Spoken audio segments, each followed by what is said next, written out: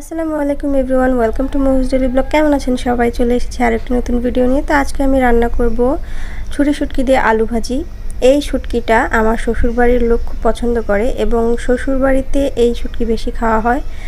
আর এটা কোন জেলায় বেশি খাওয়া হয় অবশ্যই কমেন্ট করে জানাবেন। এই ছুরি শুটকিটা একটা অঞ্চলের খুব বিখ্যাত একটা খাবার। তো এই তো আমি ছুরি শুটকিটা রান্না করে নিয়েছি। এখন আমি আপনাদের সাথে শেয়ার করব নরসিংদী স্টাইলের মাছের পোড়া পোড়া।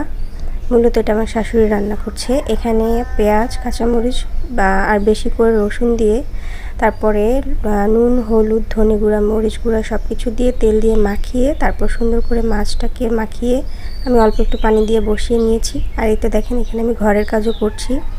আর এখানে এই রান্নার মূল টিপসই হচ্ছে এই লেবু পাতা। এই লেবু পাতা ছাড়া এই রান্নার কোনো মূল বিশেষত্ব পাবেন না, মূল কোনো টেস্টই পাবেন না।